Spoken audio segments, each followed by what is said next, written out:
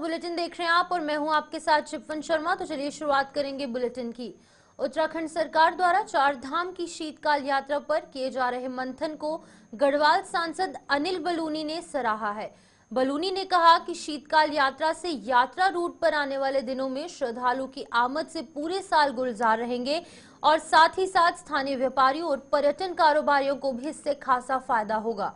बलूनी ने कहा कि शुरुआती दौर में अगर 20% श्रद्धालु भी शीतकाल यात्रा करेंगे तो शुरुआती दौर के लिए अच्छे संकेत होंगे। आने वाले दिनों में यात्रियों से शीतकाल यात्रा को और बेहतर बनाने के लिए उठाए जाने वाले कदम और फीडबैक लिया जाएगा, जिससे कि व्यवस्थाओं को और चाक चौबंद किया जा सके। अच्छी सोच के साथ किया गया है और अभी कुछ दिन पहले माननीय मुख्यमंत्री जी ने भी इसकी शुरुआत भी की है और वास्तव में पूरे साल भर जो है वो पर्यटन को बनाए रखने के लिए, क्योंकि हमारे यहाँ तो आधे समय चलता है आधे समय बंद रहता है, काफी कुछ महीने बंद भी रहना पड़ता है। लेकिन अगर इस तरह से कुछ 10% 20% भी इसमें हम लोग वृद्धि कर पाएंगे तो हमारे लोगों को रोजगार भी मिलेगा, हमारे पहाड़ की आर्थिकी को भी सबल होगी और मुझे लगता है कि ये प्रयास अच्छा प्रयास है। आने वाले समय में इसमें अगर हमको लगेगा कुछ और भी चीजें जोड़नी है तो उसको भी करके इसको आगे बढ़ाएंगे। और अब ये मान के चलिए कि हमारा जो शीतकालीन यात्रा है ये एक हमारा लगातार निरंतर चलने वाली प्रक्रिया है।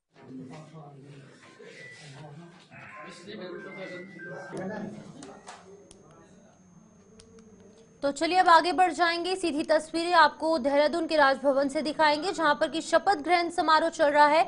बता दें कि नवनियुक्त मुख्य न्यायाधीश जो है उनका शपथ ग्रहण समारोह इस दौरान चल रहा है, जहां पर राज्यपाल जो लेफ्टिनेंट जनरल गुरमीत सिंह यहां पर पहुंचे हैं और साथ ही साथ मुख्यमंत्री पुष्कर सिंह धामी भी पहुंचे हैं। सीधी तस्वीरें आप भी देखिए।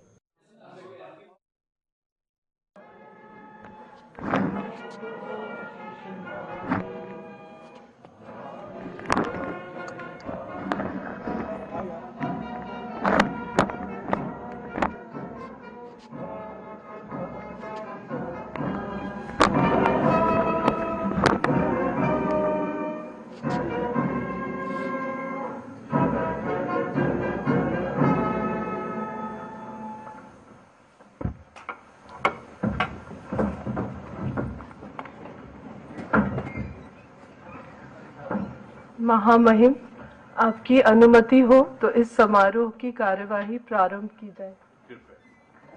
महामहिम की अनुमति से इस समारोह की कार्यवाही प्रारंभ की जाती है। अब मैं भारत की राष्ट्रपति द्वारा जारी उत्तराखंड के मुख्य न्यायाधिपति की नियुक्ति का अधिपत्र पढ़ती हूँ। By virtue of the power vested in me by Clause 1 of Article 217 of the Constitution of India, I, Draupadi Murmu, President of India, do hereby appoint Shri Justice Guhanathan Narendra, Judge of the Andhra Pradesh High Court, to be the Chief Justice of the Uttarakhand High Court with effect from the date he assumes charge of his office. Given at Rashtrapati Bhavan, New Delhi, this 23rd day of December, in the year 2024, 2nd Posha, 1946, Shaka, in the 75th year of the Republic of India. मैं द्रौपदी मुर्मू, भारत की राष्ट्रपति, भारत के संविधान के अनुच्छेद 217 के खंड 1 द्वारा मुझमें निहित शक्ति से एतद द्वारा आंध्र प्रदेश उच्च न्यायालय के न्यायाधीश न्यायाधिपति श्री गुहनाथन नरेंद्र को अपने पद के प्रभार संभालने की तिथि से उत्तराखंड उच्च न्यायालय का मुख्य न्यायाधिपति नियुक्त करती हूँ। भारत गणराज्य के 75वें वर्ष में आज सन 2024 ईस्वी के दिसंबर मास के 23वें दिन 2 पौष 1946 शक राष्ट्रपति भवन नई दिल्ली में दिया गया। अब मैं महामहिम श्री राज्यपाल महोदय से न्यायमूर्ति श्री गुहनाथन नरेंद्र महोदय को उत्तराखंड उच्च न्यायालय के मुख्य न्यायाधिपति के पद की शपथ दिलाने का अनुरोध करती हूँ।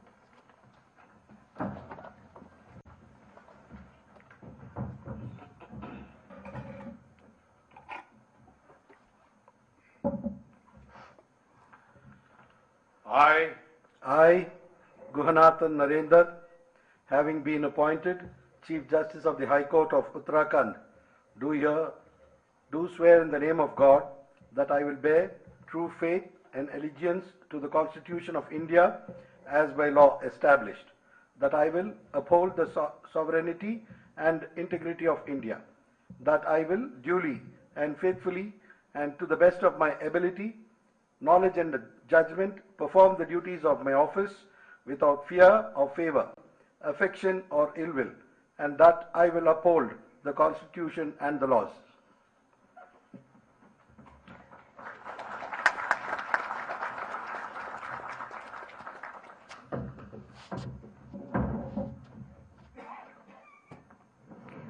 यदि महामहिम की आज्ञा हो तो इस समारोह की कार्यवाही समाप्त की जाए।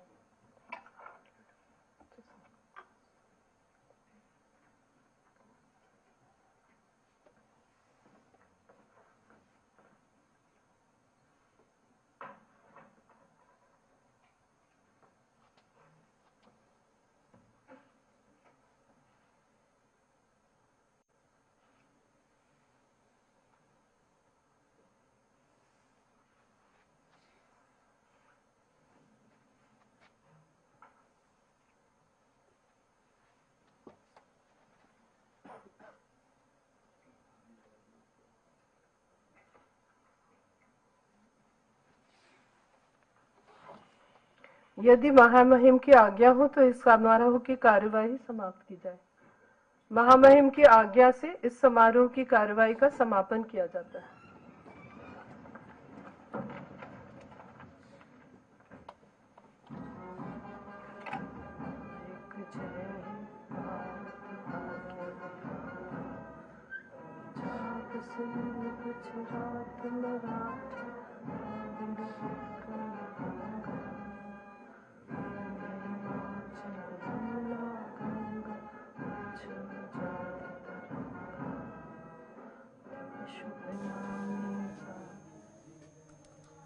तो ये सीधी तस्वीरें आप देहरादून के राजभवन से देख रहे थे, जहां पर कि नवनिर्वाचित जो मुख्याधीश हैं उनका यहां पर शपथ ग्रहण समारोह चल रहा था, जिसमें कि लेफ्टिनेंट जनरल गुरमीत सिंह जो कि राज्यपाल हैं वो भी पहुंचे थे और मुख्यमंत्री पुष्कर सिंह धामी द्वारा भी इस कार्यक्रम में प्रतिभाग किया गया था। इसी बीच आगे बढ़ जाएंगे, जैसे जैसे सर्दी का कहर बढ़ रहा है उसी तरीके से नगर निगम भी अपनी कमर कसता नजर आ रहा है। यदि बात करें राजधानी देहरादून के नगर निगम की, तो नगर निगम की तरफ से रैन बसेरों में रुकने की व्यवस्थाओं को दुरुस्त करने के साथ साथ अलाव का प्रबंध भी किया जा रहा है। वहीं पर नवनियुक्त नगर आयुक्त ने जानकारी देते हुए बताया कि राजधानी देहरादून में वर्तमान में 4 रैन बसेरे चल रहे हैं, उन सभी में व्यवस्थाएं और ज्यादा बेहतर की जाएं, इसके लिए लगातार प्रयास किया जा रहा है। सर्दी को ध्यान में रखते हुए लगभग 40 जगहों पर अभी अलाव जलने की व्यवस्था भी की गई। आगामी दिनों में यदि ठंड बढ़ती है तो इनकी संख्या और अधिक बढ़ाने पर भी विचार किया जा रहा है। इसके साथ ही अलाव जलाने के साथ साथ जो भी सर्विसेज को लेकर रेगुलर मॉनिटरिंग रहती है वो भी नगर निगम के द्वारा की जा रही है। जो हमारे रैन बसेरे चल रहे हैं 4 वर्तमान में, उन सभी में व्यवस्थाएं और बेहतर की जा सकें इसके प्रयास किए जा रहे हैं और बढ़ती सर्दी को ध्यान में रखते हुए लगभग 40 स्थानों पर अलाव जलाने की ऑलरेडी व्यवस्था की जा रही है और आगामी दिनों में जैसे अगर ठंड बढ़ती है तो इनको और इनकी संख्या बढ़ाने पर भी विचार किया जा रहा है। इन अलाव के साथ साथ जो भी रेगुलर मॉनिटरिंग रहती है सर्विसेज को लेकर, उस पर भी ध्यान दिया। वहीं मसूरी विंटर लाइन कार्निवल को लेकर सभी तैयारियां पूरी हो चुकी हैं। 26 दिसंबर से 30 दिसंबर तक इसका आयोजन किया जाना है, जिसको लेकर कि शहर को अलग अलग जगहों पर सजाया गया है और इसमें स्थानीय कलाकारों के साथ ही पद्मश्री जागर सम्राट प्रीतम भारतवान, बसंती बिष्ट, रजनीकांत सेमवाल, वरुण जैन, करिश्मा शाह, मिजाज बैंड, रजत सूद, यूके रैपी बॉय और निखिल डी सूजा के साथ ही रेशमा शाह स्टार नाइट में अपनी प्रस्तुतियां देंगे। इसके साथ ही शहर के विभिन्न चौक चौराहों पर विभिन्न सांस्कृतिक कार्यक्रम भी आयोजित किए जाएंगे। पर्यटकों को आकर्षित करने के लिए bird watching, trekking, vintage car rally सहित विभिन्न कार्यक्रम आयोजित किए जाने हैं। उपजिलाधिकारी सदर हरिगिरी द्वारा इसका कार्यक्रम ब्रोशर भी सार्वजनिक किया गया है। क्योंकि और हमारी नगर पालिका, प्रशासन और मीडिया, हमारे जो व्यापारी वर्ग हैं, उन सब के सहयोग से विगत वर्षों की भांति इस बार भी मसूरी विंटर लाइन कार्निवाल हम प्रस्तावित है, जो 26 से लेकर के 30 तारीख तक रहेगा। और इन 5 दिनों में प्रातः 8 बजे से हमारे कार्यक्रम शुरू होंगे, जो देर रात तक रहेंगे। उस कार्यक्रम में हमारी जो कार्यक्रम स्थल होंगे, उसमें हमारा लाइब्रेरी चौक है, हमारा गढ़वाल टेरेस है, हमारा शहीद स्थल है और हमारा लंढौर जो मैदान है, वहाँ पर प्रातः से अलग अलग तरह के कार्यक्रम आयोजित किए जाएंगे, जिसमें स्कूली बच्चे, अलग अलग पैरामिलिट्रीज़ के हमारे जो बैंड्स हैं और वर्ड वॉचिंग से लेकर के अलग अलग विधाओं के लोग अपना अपना स्टॉल लगा करके अपने अपने कार्यक्रम पेश करेंगे। और जो हमारा टाउन हॉल है, नगर पालिका का जो मसूरी में जो टाउन हॉल है, उसमें जो हमारे रात के जो हमारे सांस्कृतिक कार्यक्रम होंगे वो संपन्न होंगे, जिसमें 5 दिन में हमारे अलग अलग कार्यक्रमों अलग अलग स्टार भी होंगे, जिसमें हमारे जो पद्म विभूषण जो हमारे प्रदेश के हैं, प्रीतम भरतवाण जी हैं, बसंती बिष्ट, जागर स्मार्ट जो हैं, ये लोग अपनी परफॉर्मेंस देंगे और साथ में जो बाहर के कलाकार भी वो भी। तो चलिए अब आगे बढ़ जाएंगे, जहां पर कल हमने आपको तस्वीरें दिखाई थी। भीमताल में एक रोडवेज की बस जो है वो गहरी खाई में जा गिरती है, जिसमें कि 24 लोग घायल हो जाते हैं और 5 लोगों की मृत्यु इस पूरे एक्सीडेंट में होती है। अब जो घायल लोग हैं उनका हालचाल जानने के लिए मुख्यमंत्री पुष्कर सिंह धामी जो है वो अस्पताल में पहुंचे हैं। इनके परिजनों से भी मुलाकात की जा रही है और खास तौर पर जो 24 लोग इस पूरे एक्सीडेंट में घायल हुए हैं उनसे मिलने के लिए, उनका हालचाल जानने के लिए, स्वास्थ्य सुविधाएं सुनिश्चित करवाने के लिए सीएम धामी जो है वो हॉस्पिटल पहुंचे हैं। आप भी सीधी तस्वीरें देखिए।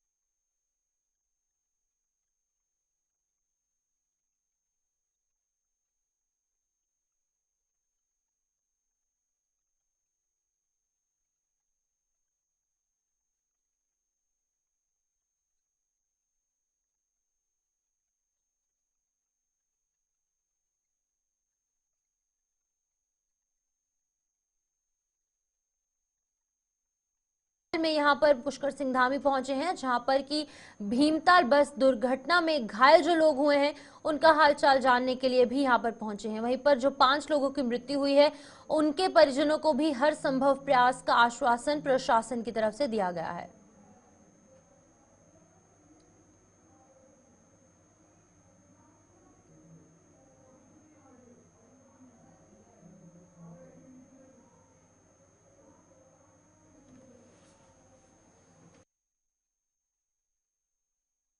आपको बताते चले, ये आप हल्द्वानी से तस्वीरें देख रहे हैं, जहां पर कि कल भीमताल में एक बस दुर्घटना हुई थी जिसमें कि 24 लोग घायल हुए थे। ये रोडवेज की बस थी जो कि गहरी खाई में जा गिरती है और इस बस के खाई में गिरने से 24 लोग घायल हो जाते हैं, 4 लोगों की मृत्यु हो जाती है और एक जो व्यक्ति है उसकी आज सुबह यानी गुरुवार को ही मौत हुई है। अब ये आंकड़ा बढ़कर 5 हो चुका है। बाकियों की हालत थोड़ी सी स्थिर बताई जा रही है और अब सीएम धामी जो है इन सभी घायलों से मिलने के लिए पहुंचे हैं।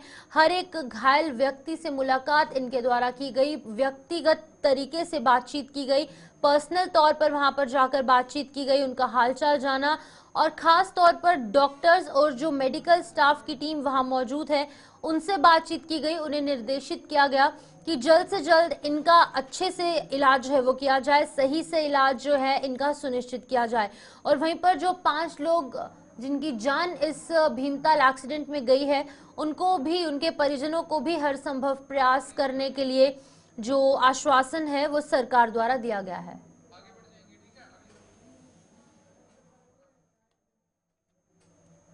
तो चलिए अब आगे बढ़ जाएंगे, जहां पर विधानसभा नरेंद्र नगर की पट्टी भरपूर में गांव डोबरी विगत कुछ वर्षों से पेयजल और पैदल मार्ग जैसी मूलभूत सुविधाओं के लिए जूझता आ रहा है।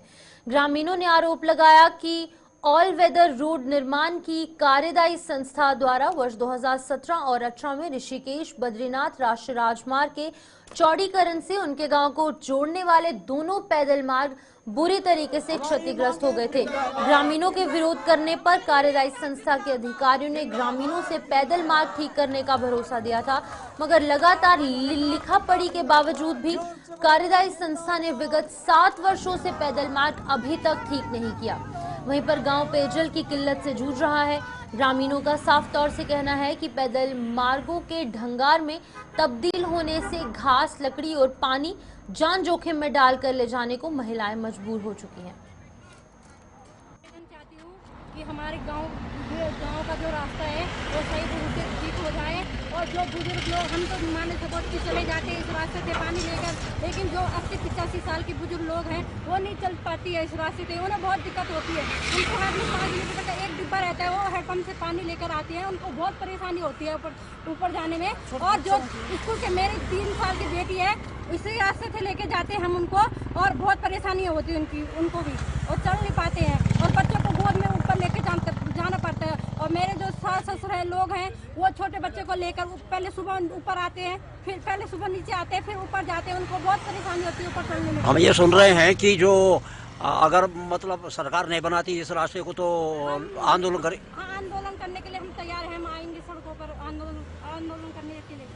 हाईवे और जो ऑल वेदर रोड आई थी, ये गाँव का उत्तराखंड के विकास करने के लिए आई थी, परंतु इसके चलते ये देखिए रास्ते जो है वो डैमेज होते जा रहे हैं। गांव वालों के लिए आने जाने की आवाजाही में जो है बहुत ही दिक्कत का सामना करना पड़ रहा है। पहले तो पानी की किल्लत है, और ढो के सर पे बोझा लेके पानी का ढुलान करना पड़ता है, सामान का ढुलान करना पड़ता है, उसके ऊपर से ये ऐसे खराब रास्तों की मार, तो बहुत ही दुर्गति हमारे लोगों की जा रही है। और क्षेत्रीय विधायक से लगातार शिकायत करने के बाद भी जन सुनवाई नहीं हो रही है। मैं आपके चैनल के माध्यम से ये अनुरोध करती हूँ शासन प्रशासन से कि जल्दी ही इनका जो रास्ता है वो बनाया जाए, ताकि आवाजाही जो है सुगम हो सके। ये जो गुरा की बात कर रहे हो, तो ये तो ऐसा समस्या आ रखी यहाँ पे कि हम लोग मतलब कभी भी लुढ़क सकते हैं इस आवाजाही से।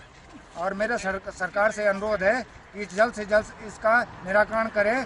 जो हमारे खेत खलिहान भी तोड़ रखे हैं उसका भी उचित मुआवजा दें, और ये रास्ते जो पगडंडी तौर पे हम जा रहे हैं उसको व्यवस्थित बनाएं, और अगर नहीं बनाते हैं तो हम जन आंदोलन करने के लिए मजबूर। और वहीं औली में हुई बर्फबारी के बाद औली मोटर मार्ग पर पाला जमने के चलते कल दिन भर जाम की स्थिति बनी रही। जाम से निपटने के लिए औली मोटर मार्ग पर पुलिस के जवान तैनात किए गए। सड़क पर पाल जमने से वाहनों को आवाजाही में भारी दिक्कतों का सामना करना पड़ा।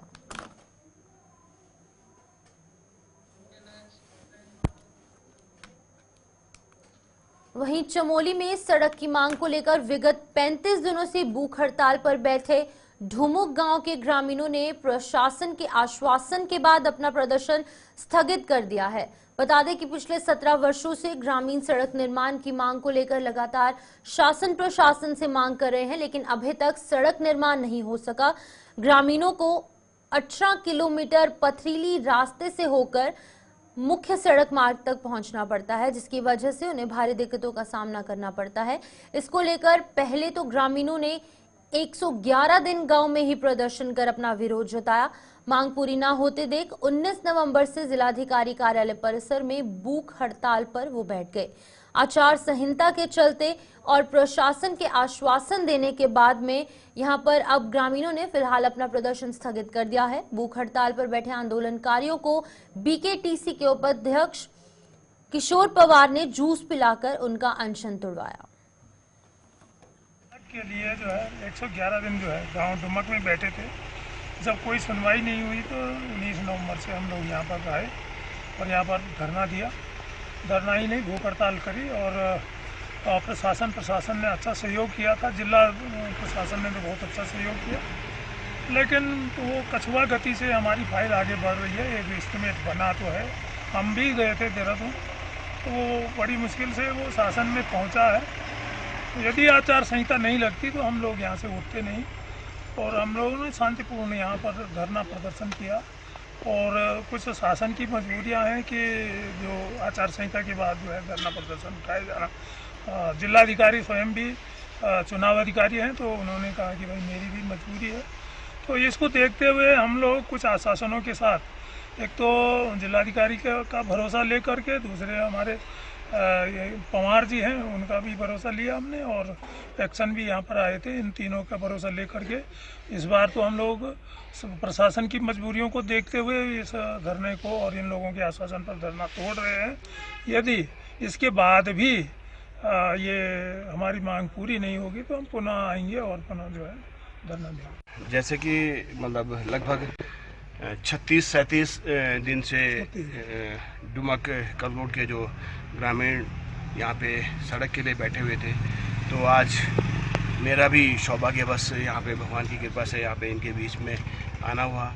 और तो मैंने आपसे और माननीय डीएम साहब से भी अनुरोध किया, और साथ में जो PMGSY की जो एसए साहब है उनको भी यहाँ पे बुलाया गया, और उनसे एक ये आश्वासन मिला कि हमने जो नया जो अलाइनमेंट का है उसका एस्टिमेट हमने शासन को भेज दिया है, और जल्द ही शासन इसको स्वीकृति देगा। तो मैंने इनसे अभी ये बात कही है कि मैं भी अभी आज ही देहरादून जा रहा हूँ, और मैं अभी कुछ देर पहले मैंने माननीय मंत्री जी से भी इस बारे में वार्ता की है, और देहरादून जाके माननीय मंत्री जी से भी मिलूंगा, और बहुत जल्दी इस जो इनका जो एस्टिमेट 8 करोड़ 8.5 करोड़ के आसपास जो भी है उसको स्वीकृत करके जल्द ही हम चाहेंगे कि कलगोट से जो डुमक का मार्ग का कार्य प्रारंभ होगा। इसी आश्वासन पे मैंने इन लोगों से अनुरोध किया है और एक विश्वास दिलाया है कि मैं इस कार्य में आपका पूरी एक भागीदारी निभा के इस कार्य को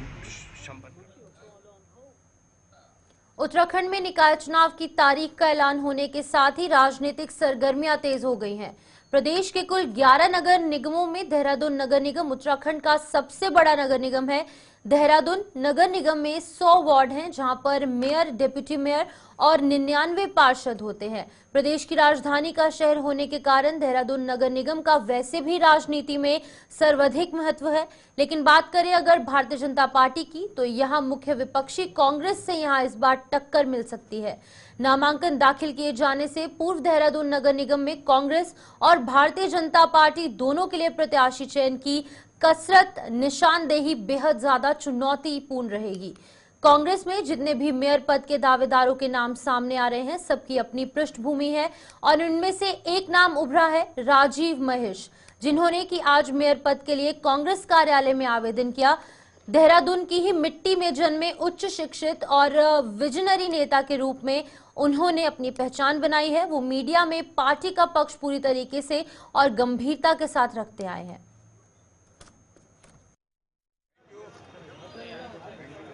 बहुत अफसोस होता है। देहरादून एक बहुत ही खूबसूरत शहर, पूरे भारतवर्ष में नहीं, मैं कहूँगा पूरे संसार में। और जो आज इस शहर की स्थिति है, यातायात की आप स्थिति देख लीजिए, आप जल निकासी की स्थिति देख लीजिए, आप शिक्षा देख लीजिए, स्वास्थ्य देख लीजिए, आप बिजली का मामला देख पाएंगे। तमाम ऐसी चीज़ें हैं जो